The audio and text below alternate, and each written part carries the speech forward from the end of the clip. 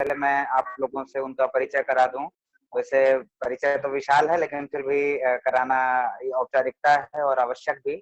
तो doctor Ramashankar sir भारतीय उच्च अध्ययन संस्थान शिमला के फेलो हैं और आप natural resources and marginalised communities, social and cultural sources of rivers and निशात्स इन प्री कॉलोनियल इंडिया पर काम कर रहे हैं।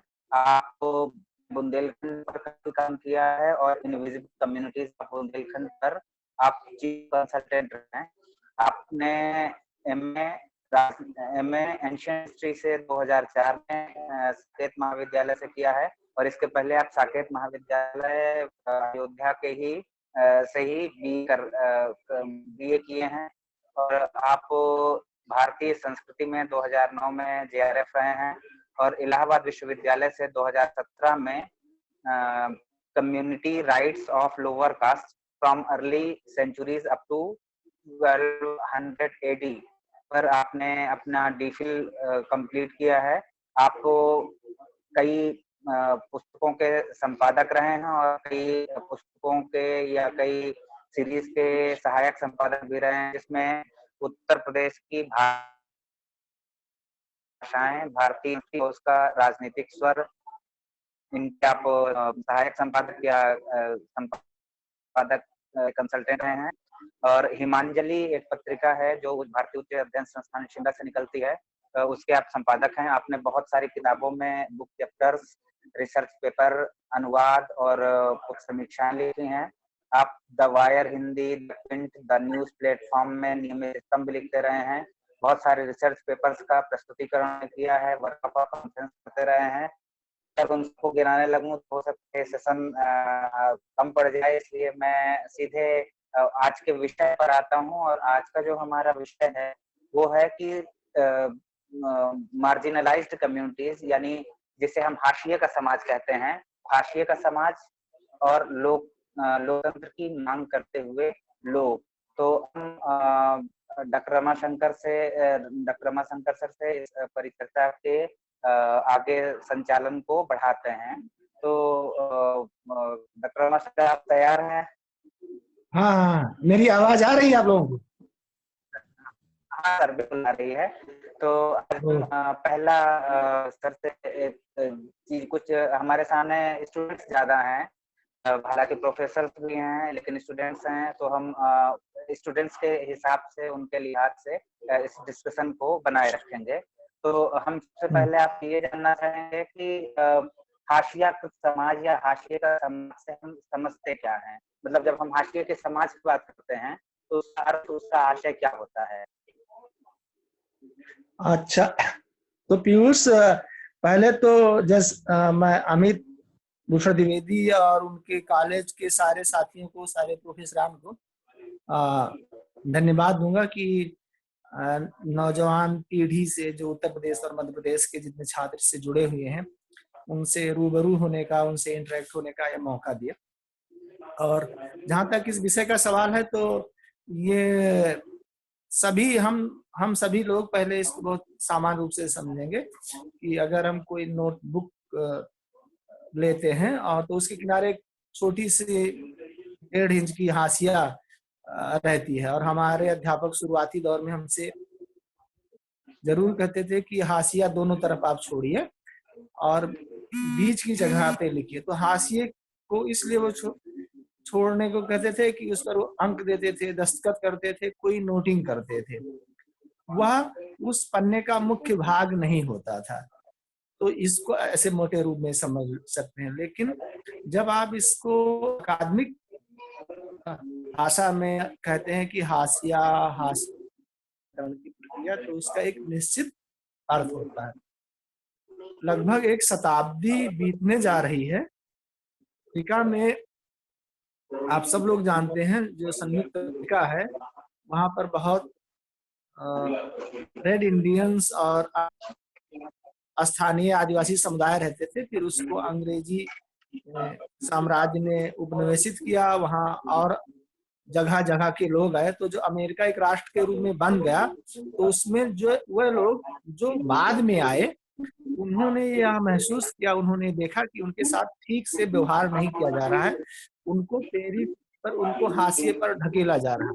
सबसे पहले आप अमेरिका में ये समझिए कि अगर आपको अमेरिका का नक्शा समझ में आता होगा, तो अमेरिका की जो मुख्य भूमियां थी, वहां पर रहने वाले जो चरवाहे थे, जो किसान थे, जो आदिम समूहों के लोग थे, उनको खदेड़ा गया, बिल्कुल किनारे ले जाया गया, यानी मुख्य भूमि से उनको किनारे ले जाया गया, उनको हाशिए पर किया गया।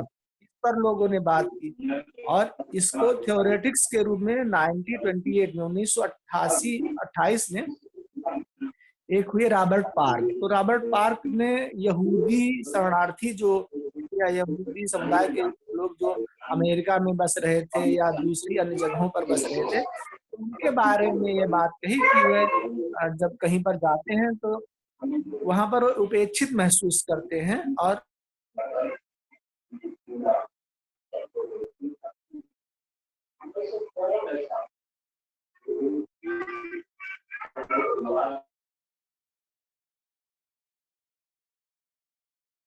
ये बात उन्होंने कही।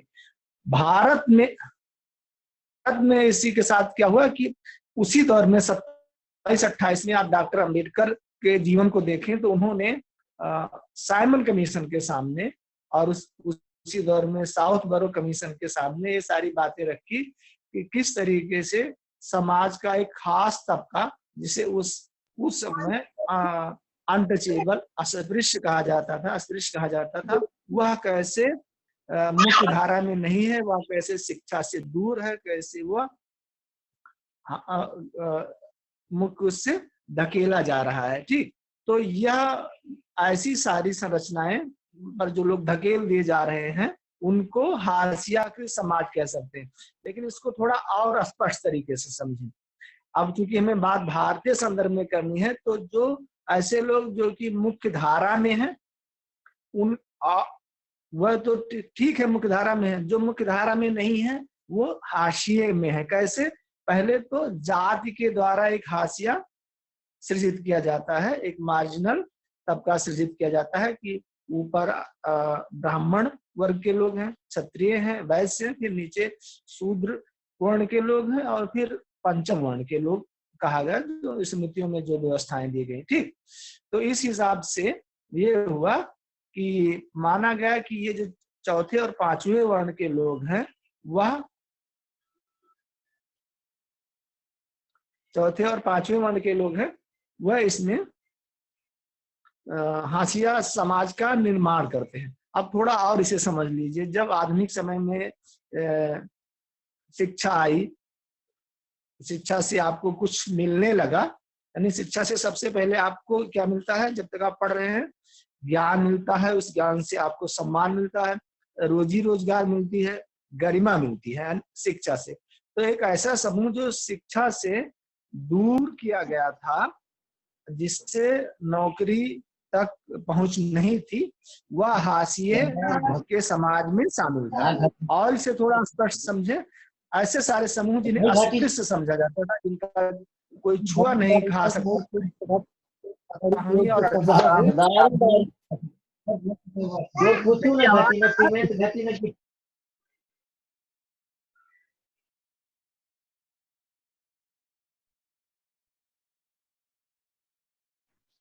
हेलो, हाँ पीयूष, आवाज आ रही है? हाँ, आपकी आवाज आ रही है। कहीं कनेक्टिविटी लग रहा है। 17वीं शताब्दी में ये हुआ कि लोगों की छाया से भी लोग बच रहे थे। तो एक ऐसा समूह जिनको आप लगातार मुख्य धारा से ढकेलते रहे कि वो शिक्षा नहीं प्राप्त कर सकते, चूंकि वो शिक्षा नहीं प्राप्त कर सकते तो वो नौकरियों में नहीं जा सकते, वह मुख्य सांस्कृतिक गतिविधियों में नहीं शामिल हो सकते, उन सबको मार्जिनल तबका कह सकते हैं, उनको मार्जिनल तबका कहा जाता है। आप में से बहुत सारी लड़कियां सुन रही होंगी, महिलाएं सुन रही होंगी, एक छोटे से अवधि के लिए, एक हफ्ते के लिए या कुछ समय के लिए अभी भी भारत में यह बात प्रचलित है कि अगर किसी महिला को ऋतुस्राव होता है तो वह उस समय अपवित्र मानी जाती है।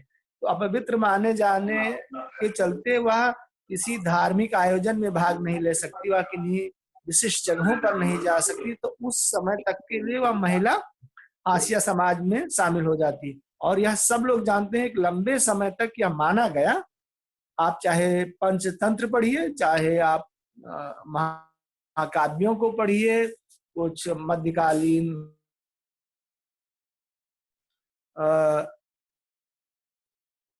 कुछ आधुनिक लोगों को पढ़िए, तो उसमें ये सायास दिखाया जाता है कि महिलाएं जो हैं उनमें कई दुर्गुण होते हैं, वह झूठ बोलती हैं, उनमें लालच होता है, वह उनमें हिंसा ज्यादा भरी होती है और उन पर विश्वास नहीं करना चाहिए, इसलिए उनको महत्वपूर्ण पदों पर नहीं रखा जाना चाहिए। इस तरीके से महिलाओं से एक भेदभाव होता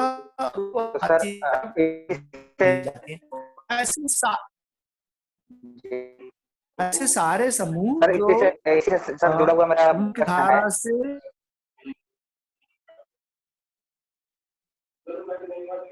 हेलो, हाँ जी सर, इसी से जुड़ा मेरा अगला सवाल है। ऐसे सारे कि समूह कुछ समूहों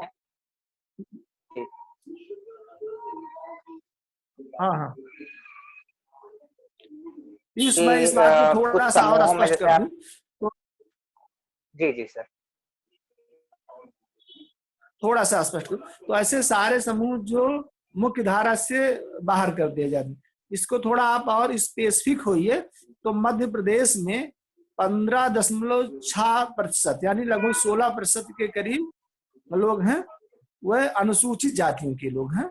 मध्य प्रदेश में 100 में से 15 लोग अनुसूचित जातियों में हैं और 20% अनुसूचित जनजातियों में हैं। तो ये लगभग 100 में 35 जो कि सरकारी जनगणना 2011 की उसके हिसाब से, और उत्तर प्रदेश में 20% लोग अनुसूचित जातियों में हैं, 1% से कम लोग अनुसूचित जनजातियों में हैं। और इन दोनों राज्यों में एक बहुत बड़ा हिस्सा घुमंतू समुदायों का है। बहुत सारे लोग जो बेघर हैं, जो जिनके पास घर नहीं है और उसके रेलवे प्लेटफार्म पर, बस अड्डों पर, किसी पाइप में या बाग में रह रहे हैं। फिर जो LGBTQ या बहुत प्रचलित धारणा में आप हिजड़ों को देख सकते हैं, ये सारे समूह कर एक बड़ा हिस्सा बनाते हैं जो कि हाशिए के समाज करते हैं। यह जो पूरा हम लोग आज बात कर रहे हैं इन्हीं लोगों के बारे में। हाँ, आपका सवाल।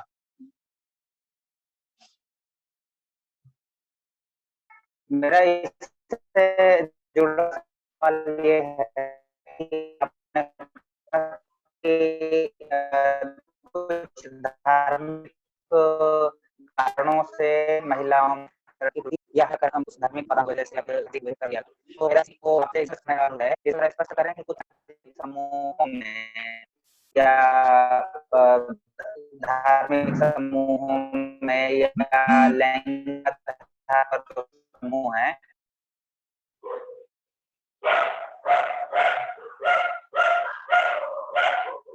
हाँ, एक सवाल जो मुझे इस पे दिख रहा है कि कुछ सामाजिक समूहों में हाशियाकरण होता कैसे है। आवाज आ रही है? अब आ रही है, हेलो, तो मैं कह रहा हूँ। हाँ, अब आ रही है आवाज। मेरे ख्याल से आपको बाबा आवाज आ रही है सबसे आगे। तो इसलिए शांतिपूर्ण में हालांकि स्पीड होकर आगे बढ़ता है या बढ़ा है, जैसे आपने अभी महिलाओं का उदाहरण दिया था, तो उस तरीके से कौन से ऐसे सामाजिक समूह हैं जिनमें हाशियाकरण हुआ है? अभी आपने बताया कि जो चतुर्थ वर्ण पंचम वर्ण है वहां पर हाशियाकरण बढ़ा, तो धार्मिक कारणों के अलावा या धार्मिक कारणों के साथ कौन से ऐसे सामाजिक या आर्थिक कारण उत्तरदायी रहे हैं जिससे समाज में हाशियाकरण बढ़ता है? कृपया इस पर और स्पष्टता से प्रकाश डालें। अच्छा, इसमें क्या था कि एक आप लोग सब लोग जानते हैं कि कोई भी हाशियाकरण अपने आप में अकेला नहीं होता है, कोई भी मार्जिनैलिटी अपने आप में अकेली नहीं होती है। तो ये समझिए कि जो लोग इस छात्र व्यवस्था में जो सबसे नीचे के तबके के लोग थे वो हाशियाकृत थे, लेकिन उसके बाद क्या हुआ कि जब शिक्षा आई तो शिक्षा ने कुछ लोगों को ताकत दी। तो ऐसे सारे लोग जो शिक्षा से दूर हो गए वह ज्यादा हास्याकृत थे। दूसरी बात यह थी कि पहले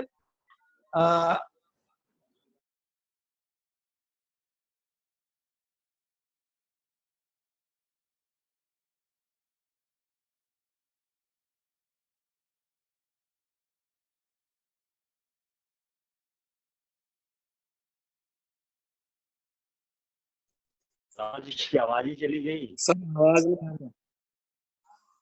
का समय सर है म्यूट और हो गया सर आपका। हेलो, हाँ आवाज आ रही जी, है? जी। समझ गई। जी अब आई है आपने। जी आपकी आवाज आ रही है सर। हाँ, तो मान लीजिए कि यहाँ पर ये आपके पास एक मोबाइल है और इस मोबाइल से हम लोग जुड़े हुए हैं, तो इस जुड़ने के लिए कम से कम एक मिनिमम लेवल का हमें समृद्धि का स्तर चाहिए। कम से कम 3,000 रुपए का तो एक स्मार्टफोन आता ही है जिससे आप जूम मीटिंग कर सकते हैं। तो ऐसे सारे लोग जो 3,000 रुपए का मोबाइल नहीं खरीद सकते, तो वह इस बात से वंचित रह जाएंगे जो बातें हो रही हैं। मान लो मैं कोई महत्वपूर्ण बात नहीं कर रहा हूं, लेकिन अगर कोई दूसरा व्यक्ति कोई महत्वपूर्ण बात कर रहा है और जो ज्ञान के सृजन में एक पहलकदमी है, तो उसमें जो समूह मोबाइल नहीं रख रहे हैं वो बहिष्कृत हो जाते हैं। ऐसे सारे समूह जो शिक्षा तो ग्रहण कर रहे हैं मध्य प्रदेश में या उत्तर प्रदेश के पिछड़े इलाकों में, लेकिन वह अंग्रेजी की शिक्षा नहीं ग्रहण कर पा रहे हैं। वह शिक्षा नहीं ग्रहण कर पा रहे हैं जिसको बीए तक पढ़ने के बाद, एमए तक पढ़ने के बाद, ग्रेजुएट होने के बाद वह नौकरी पा सके, वह कलेक्टर बन सके। तो इस तरीके की बहुत सारी चीजें से जो जिन तक पहुंच नहीं है वो हाशियाकरण को लगातार बढ़ाता जा रहा है, और उसमें जो हिस्टोरिकल एक्सपीरियंसेस हैं, इतिहास के पहले के जो अनुभव हैं, अभी उसमें आकर जुड़ जाते हैं। तो यह दिक्कत तलब बात हो जाती है कि आप पहले से ही कमजोर थे और ज्यादा कमजोर हो गए। या कुछ यूं समझ लीजिए कि जो व्यक्ति मोटा ताजा है, अगर वो 2 दिन खाना उसे नहीं मिलता है, पानी मिलता है, तो अपना जीवन बचा सकता है। लेकिन ऐसा समूह जिसमें वसा की अतिरिक्त मात्रा है ही नहीं, तो वह भूख से ज्यादा हो जाता है। तो यह बहुत दिक्कत होती है कि अगर कोई आदमी जिसके ठीक से पोषित नहीं है, तो वह भूख से मरने के लिए अभिशप्त हो जाता है। बाकी समूह जो भूख से पीड़ित नहीं है, कुछ समय के लिए बचा सकते हैं। अब जिसके पास पैसा नहीं है तो वह अस्पताल तक नहीं जा सकता। तो सरकार भले ही अस्पताल में कुछ सुविधाएं दे रही है, लेकिन अगर किसी को अस्पताल तक पहुंचने की सुविधा नहीं मिली हुई है तो वह भी इसके चपेट में आ जाता है। तो नई नई जो कानून है, नए नए जो सुविधाएं दी है, तो कुछ सुविधाओं तक कुछ लोगों की ज्यादा पहुंच होती है और कुछ सुविधाओं तक कुछ लोगों की कम पहुंच हो पाती है। तो ऐसे सारे समूह जो कम पहुंच वाले होते हैं वह हास्याकृत हो जाते हैं। मैं एक उदाहरण दूंगा। एक है अर्थशास्त्री टीएन श्रीनिवासन। तो टीएन श्रीनिवासन ने कहा कि यह बहुत संभव है कि वह अन्य पिछड़ा वर्ग में हो, एससी हो, अनुसूचित जात में हो, अनुसूचित जनजात में हो, महिला हो और नॉन स्किल्ड हो, उसमें पेशेवर काम करने की क्षमता नहीं, और इस बात की बहुत ज्यादा संभावना है कि वह उत्तर प्रदेश, बिहार, मध्य प्रदेश, राजस्थान में पाया जाएगा। तो यह समझ लीजिए कि कुछ लोगों की अपेक्षा कुछ लोग ज्यादा मार्जिनल हैं। या आप समझ लीजिए पीयूष, खुद आप समझिए कि बुंदेलखंड में पैदा होने वाला एक ही जाति का व्यक्ति जो दिल्ली शहर में पैदा होने वाले व्यक्ति या भोपाल में पैदा होने वाले व्यक्ति की अपेक्षा ज्यादा मार्जिनल होगा, ज्यादा हास्याकृत होगा, क्योंकि उसकी सूचनाओं तक, रोजगार के अवसरों तक और आगे बढ़ने तक पहुंच कम होगी। तो एक, और दूसरा सबसे खास बात है कि जो हमें जो कुछ भी मिलता है वह राजनीति से मिलता है, डेमोक्रेसी से मिलता है, लोकतंत्र से मिलता है, और लोकतंत्र संख्या आधारित है। तो ऐसे सारे समूह जिनके पास संख्या ज्यादा है, पीयूष आप जानते हैं, विकास मुझसे जुड़े हैं, ये भी जानते हैं आप सब लोग, कि ऐसे समूह जिनकी संख्या भारी है तो वह एक राजनीतिक ताकत के रूप में तब्दील हो जाते हैं और पार्टियों से और राज्य से मोल भाव कर पाते हैं। और ऐसे सारे समूह जिनकी संख्या कम होती है वो उससे मोल भाव नहीं कर पाते राज्य से, तो वह दूसरों की अपेक्षा ज्यादा मार्जिनल हो जाते हैं। आप ऐसे समझ लीजिए कि अभी मैं बता रहा था कि 15% जनसंख्या जो है वहां की मध्य प्रदेश की, वो अनुसूचित जातियों की संख्या, उसमें से कुछ जातियों के लोग जिनकी संख्या भारी है, जिनके नेता हैं, वह तो अपनी बात मनवा ले जाते हैं। और ऐसे समूह जिनकी संख्या कम है वह अपनी बात नहीं मनवा पाते, उनकी बात कोई नहीं सुन पाता। या ऐसे समूह जो असक्त हैं, जो वोट के हिसाब से बहुत ज्यादा मायने नहीं रखते, वह भी एक समय के बाद हाशिया के शिकार हो सकते हैं। मान लीजिए कि जो नौकरी पेशा है, जो नौकरी कर रहे हैं, तो जब तक उनकी आवाज है तब तक तो सरकारें उनकी आवाज सुनती है, लेकिन जैसे वो पेंशनर हो जाते हैं तो वो हाशिए पर नकेल दिए जाते हैं। तो बहुत ढेर सारी बातें हैं जो लोकतंत्र से जुड़ी है, सरकार की संरचना से जुड़ी हैं और समाज की संरचना से जुड़ी हैं। तो समाज, सरकार और ये सरकार का जो स्वरूप है डेमोक्रेसी, ये तीनों मिलकर अलग अलग किस्म की हाशियाकरण को जन्म देते हैं और यही तीनों मिलकर इस हाशियाकरण को कम करने का प्रयास भी करते हैं। यह समाज ही है जो प्रयास करता है, यह लोकतंत्र ही है जिससे कमजोर तबकों को ताकत मिली है, सरकार यही करती है। तो सर मेरा इसी से जुड़ा एक अगला प्रश्न है, इसी के क्रम में ही, कि लोकतांत्रिक समाजों में न्याय की अवधारणा क्या है और लोकतांत्रिक स्पेस में इसकी भागीदारी को न्यायपूर्ण तरीके से, जो मार्जिनलाइज्ड कम्युनिटीज हैं, उसको न्यायपूर्ण तरीके से कैसे बढ़ाया जा सकता है?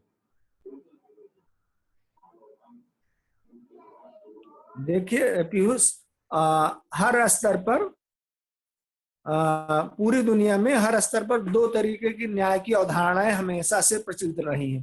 पहला तो किसी भी समुदाय में न्याय की अपनी एक समझ मौजूद होती है, एक अवधारणा मौजूद होती है। आप भारत के आदिवासी समूहों के विभिन्न कबीलों में या विभिन्न जगहों पर न्याय की अलग अलग अवधारणा पा सकते हैं। अन्य अपवंचित तबकों में न्याय की एक अलग अवधारणा पा सकते हैं। तो स्थानीय स्तर पर एक न्याय की अवधारणा तो हमेशा मौजूद रही है। दूसरी बात यह कि आधुनिक समय में लोकतंत्र को एक शासन प्रणाली के रूप में अधिकांश देशों में स्थापित होने के समय क्या है कि न्याय अब केवल न्याय का मसला नहीं रह गया है, यह लोकतांत्रिक न्याय में तब्दील हुआ है कि न्याय क्या वह राजनीतिक रूप से न्याय के रूप में है, यानी कोई व्यक्ति अपने आप की पूरी सीमा की रक्षा कर सकता है, यानी किसी भी ये कट गया।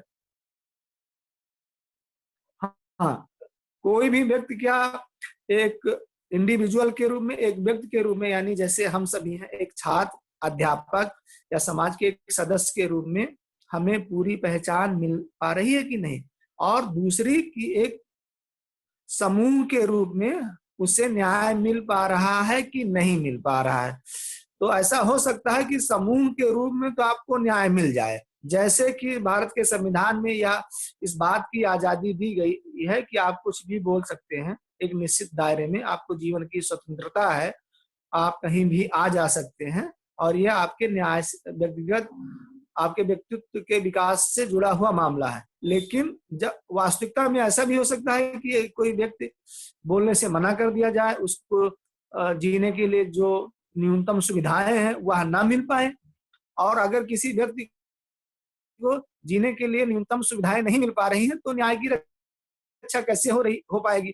इसीलिए भारत के संविधान में ये बात बहुत स्पष्ट रूप से कही गई कि राजनीतिक न्याय, आर्थिक न्याय और सामाजिक न्याय, ये तीनों चीजें ही किसी व्यक्ति को और समुदाय को बचाने के लिए, उसे आगे बढ़ने के लिए बहुत जरूरी है।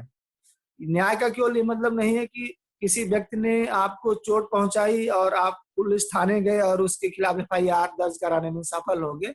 उसका यह ज्यादा मतलब है कि आप किसी समाज में जो न्यूनतम भौतिक सुविधाएं हैं वहां तक अपनी पहुंच बना पा रहे हैं कि नहीं बना पा रहे हैं, आप एक मनुष्य के रूप में, गरिमापूर्ण मनुष्य के रूप में अपने आप को बचाए रखने में सफल हो पा रहे हैं कि नहीं। और ऐसी सारी दशाएं जो इसको संभव बनाती हैं वही न्यायपूर्ण दशाएं होती है। ऐसी सारी दशाएं जो किसी व्यक्ति को गरिमापूर्ण जीवन देने के लिए एक वातावरण उपलब्ध कराएं वही न्यायपूर्ण दशाएं कही जाती हैं।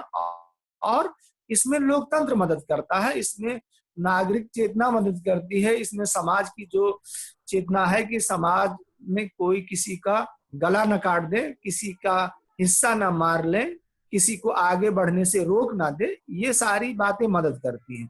और वास्तविकता क्या है कि आप देखते हैं कि समाज में बहुत सारे लोग बहुत सारे समूहों को आगे बढ़ने से रोकते हैं, उन पर हिंसा ढाते हैं, उनको पढ़ने लिखने नहीं देते हैं। तो इसलिए रोज न्याय को पाने के लिए, रोजमर्रा के जीवन में न्याय को पाने के लिए विभिन्न समूह संघर्ष करते रहते हैं। अनुसूचित जातियों का संघर्ष आप उच्च जातियों से देख सकते हैं, अनुसूचित जातियों का संघर्ष आप ओबीसी से देख सकते हैं। इन दोनों जातियों को आप घुमंतु जातियों के खिलाफ भी देख सकते हैं। घुमंतु जातियां इन सभी के खिलाफ न्याय की आवाज लगा रही हैं। तो जो इस व्याख्यान का शीर्षक था कि लोकतंत्र में न्याय तलाशते हुए लोग, तो अलग अलग समूह जो अपने से ठीक ऊपर वाले समूह हैं उनसे यह संघर्ष करते हैं कि हमें एक न्यायपूर्ण जीवन देने की कोशिश कीजिए, उसमें हमारी मदद कीजिए। तो ये बात डॉक्टर रमाशंकर, आपने न्याय की बात बताई कि न्याय किसी भी लोकतंत्र में सामाजिक समूहों के ताने बाने में न्याय अपेक्षित है और लोकतंत्र ही वह माध्यम है कि जिसके माध्यम से सामाजिक न्याय की अवधारणा को मूर्त रूप में लागू किया जा सकता है। लेकिन मेरा इसी को स्पष्ट करने की अपेक्षा है कि सामाजिक न्याय की अवधारणा के अंतर्गत इन सामाजिक समूहों की भागीदारी को कैसे बढ़ाया जा सकता है।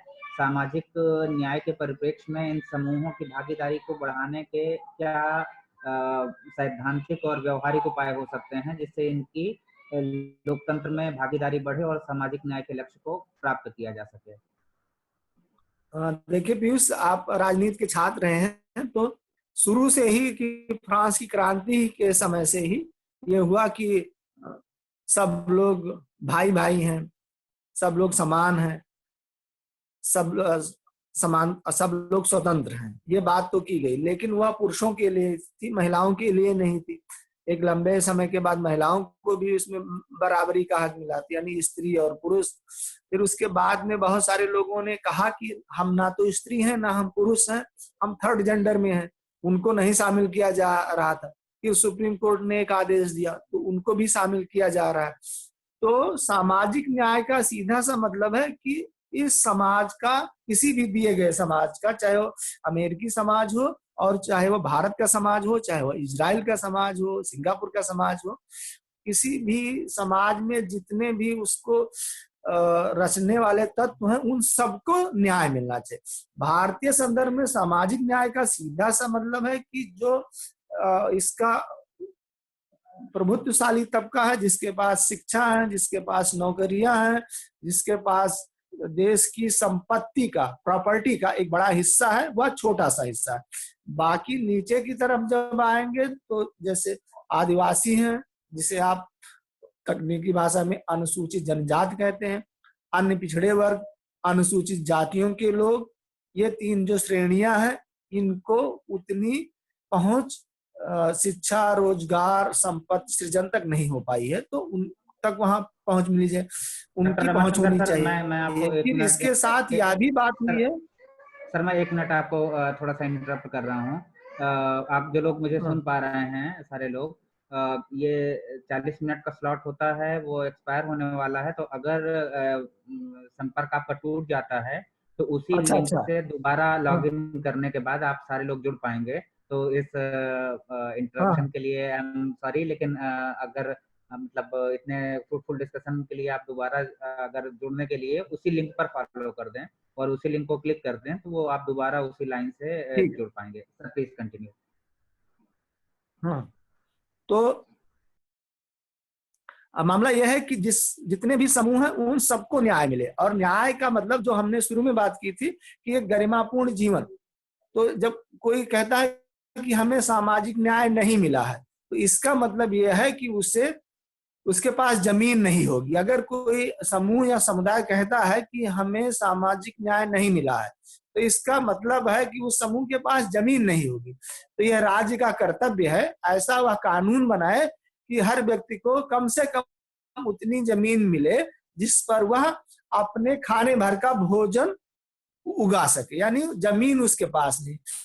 अगर वो कहता है कि हम सामाजिक न्याय में बहुत पीछे चले गए, इसका मतलब है कि उसे शिक्षा नहीं मिली है, और अगर उसे शिक्षा नहीं मिली तो शिक्षा दी जाए। तो शिक्षा दिए जाने के लिए राइट टू एजुकेशन तो है, 8 से 14 वर्ष उसको और थोड़ा बढ़ाया गया, लेकिन इससे ही कोई नौकरी नहीं मिल जाती है। तो कहा गया कि मुफ्त शिक्षा 0 से लेकर PhD तक दी जाए। तो आप सभी लोग जानते हैं कि शिक्षा मुफ्त नहीं है। तो जब सामाजिक न्याय की बात की जाती है तो ऐसे समूह जो कमजोर हैं वो यह भी अपेक्षा करते हैं कि वो शुरू से लेकर PhD तक मुफ्त शिक्षा पाए।